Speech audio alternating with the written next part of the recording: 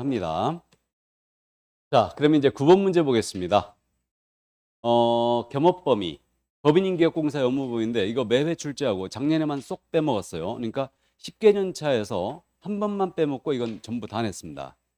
그래서 이해를 꿰두시는데 우리가 이거 관상차분 경이로 암기했죠. 슬라이드를 안 띄우니까 엄청 불편하네 이거. 다음부터는 슬라이드를 띄워서 해야 되겠네. 자, 이 관상차분 경인데 이게 관리대행이죠. 관리대행이고 이건 부는 분양 대행이다. 그러면 요 관리대행은 주상만 된다고 그랬죠? 대행자가 들어가면 주상만 된다. 다음에 이건 상은 상담업이죠. 이건 뭐에 대한 상담이다? 상담은 반드시 부동산이 나와야 돼요. 부동산에 대한 상담. 이게 이제 키워드에다. 그다음에 이거 프랜차이즈인데 이건 중기업의 경영기법이죠. 그럼 이건 개공을 대상으로 해야 된다. 맞죠? 이 말이 꼭 나와야 되고 중기업의 경영기법 및 경영정보의 제공업을 영위할 수 있다. 이렇게 되고 경공매 알선 대리할 수 있는데 경매 대리업 할 때는 법원에 등록해야 되죠. 그 다음에 이사 관련 용역이다. 이사 관련 용역이 되면 반드시 알선이 돼야 돼요. 아셨죠? 이렇게 문제를 푸는 겁니다. 법인이 겸업을 위반했다. 의무적 등록 취소. 같이 기억하시고 꼭 기억해야 됩니다. 올해 출제할 거예요 이거. 자, 그러면 해당하지 않는 것 그랬습니다. 주택의 임대관리. 그러면 관리대행을 임대관리로도 표현하거든요. 그러면 그 주택에 대한 임대차 관리. 관리대행 가능하죠? 가능하고요. 다음 부동산 개발에 관한 상담. 자, 상담 나왔고 부동산 나왔죠? 그럼 가능하고. 네, 주택의 분양대행입니다. 대행 나왔으니까 주상만 낸다. 가능하죠? 자, 다음에 개공을 대상으로 한 공제업무대행입니다. 이건 없죠? 예, 그래서 3번 지문 정답됐어요. 이게 4번입니다. 국세징수법상 공매대상 부동산에 대한 부동산에 대한 취득의 알선 가능하죠? 예. 다음에 의뢰인의 의뢰에 따른 이사업체 소개. 이사업체 나왔죠? 그럼 소개 알선이 꼭 돼야 된다. 알선 소개는 같은 표현이죠. 그래서 이렇게 푸는 겁니다. 그래서 문제는 3번이었어요. 이 문제 틀리신 분은요. 겸업 다시 암기하세요. 암기하시고 관상차분 경위로 암기하시고 이게 푸는 요령 있죠. 대행자가 들어가면 주상만 되고 상담이 나오면 부동산이 나와야 되고 중기업 경영이 나오면 개공이 나와야 돼요. 그다음에 이사업체, 도배업체, 주거 이전의 부서는 용역이 나오면 알선이 꼭 떠야 됩니다. 아셨죠? 이게 푸는 요령이에요. 그러니까 알고 있으면서도 이제 이렇게 틀리면 절대 안 된다. 자, 그러면 이제 10번 문제로 가십니다. 고용인이에요. 올해 지금 고용인이 많이 개정이 됐는데 보조원수 제한을 했죠 지금. 그럼 보조원수는 개공과 소공을 합한 수에 5배를 초과하여 고용하는 거 안 된다. 맞죠? 이것을 위반했을 때 제재 기억나죠? 필취의 1-1이다. 같이 기억하시고. 근데 이제 제일 잘못 넣은 거는 고용신고 종료신고예요. 그러면 소공이나 중개보전의 고용신고는 언제까지? 업무 개시 전까지고 이거 전자문서로 할 수 있다. 근데 고용관계 종료신고는 며칠 내야 된다? 10일 내야 된다. 맞죠? 그럼 이들이 교육을 받도록 하는 고용신고 들어가는데 그러면 소공은 실무교육이고 중개보조는 직무교육이다. 이 정도 갑니다. 틀린 것은 그랬는데 1번이에요. 계획공사는 보조원과의 공유가 종료된 경우 그 종료된 날로부터 10일 내에 등록과측에 신고해야 된다. 맞습니까? 그럼 이거 신고 위반이지만 종료신고, 고용신고를 안 해버리면 그 밖에 이 법 위반이 적용된다고 그랬죠 이거. 그래서 이건 뭐다? 없죠. 참고하시고. 그럼 2번입니다. 소공사의 고용신고받은 등록과증은 공사의 등을 발급한 시도회사에게 그 소공사의 공사자의 확인을 요청해야 된다. 맞죠? 따라서 고용신고할 때 어떠한 서류도 첨부하지 않는다. 다만 직접 다 확인하니까 교육서류 사본 같이 첨부하잖아요. 다만 고용인이 외국인이었어요. 그때는 결격 미 해당서를 첨부하게 돼 있죠. 그것만 딱 기억하면 돼요. 이게. 자, 그럼 3번입니다. 보존뿐만 아니라 소공사의 업무상의. 자, 체크포인트. 업무상행위 밑줄이죠. 그다음에 그를 고용한 개공행위로 본다. 이게 체크포인트죠. 예, 그래서 맞습니다. 그래서 이 규정 때문에 개공이 직접 손해배상 책임을 지게 되고 나아가서 등록 취소나 업무 정지를 먹을 수도 있다. 이렇게 돼요. 자, 그럼 4번입니다. 개업공사는 중개보조원을 고용한 경우 등록관청에 신고한 후 업무 개시 전까지 등록관청 실시하는 직무유익을 받도록 해야 된다. 자, 장난을 살짝 쳤는데 지금 보조원을 고용을 했어요. 그러면 교육을 받도록 한 후에 업무를 개시하기 전까지 신고하는 거지 신고한 다음에 이거 교육을 업무 개시 전까지 받도록 해야 되는 거 아니죠?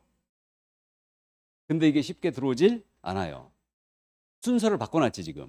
그러니까 이들을 고용을 했어요. 그럼 이들에 대하여 중개보존에 대하여 직무교육을 받도록 해야 되죠. 교육을 받도록 한 후에 업무를 개시하기 전까지 등록관청에 신고해야 된다. 맞죠? 근데 등록관청에 신고한 후 업무 개시 전까지 해놨죠 지금. 그래서 틀렸어요. 신고하기 전에 교육을 받도록 한 후 업무를 개시하기 전까지 신고하는 거예요. 뭔 말인지 아셨죠?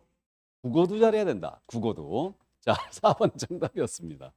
5번 갑니다. 중개보조원에 고용신고받은 등록관청은 그 사실을 공사협회에 통보해야 된다. 맞아요? 우리 협회 통보사항 등신이다. 등록사항들 모두 통보해야 되죠. 신고사항 전부 통보하는 거죠. 그래서 고용신고받았다, 종료신고받았다. 그럼 그 사실 협회 다음 달 10일까지 통보해 줘야 돼요. 자, 그래서 4번 정답이었습니다. 이 문제를 틀리신 분은 상관없습니다. 살짝 장난을 쳤어요. 그러니까 뭐 쉽게 해결할 건데 어쨌든 이제 그 정도. 자, 그러면 이제 11번 문제로 가십니다. 11번 문제. 인장 등록이 빠졌죠.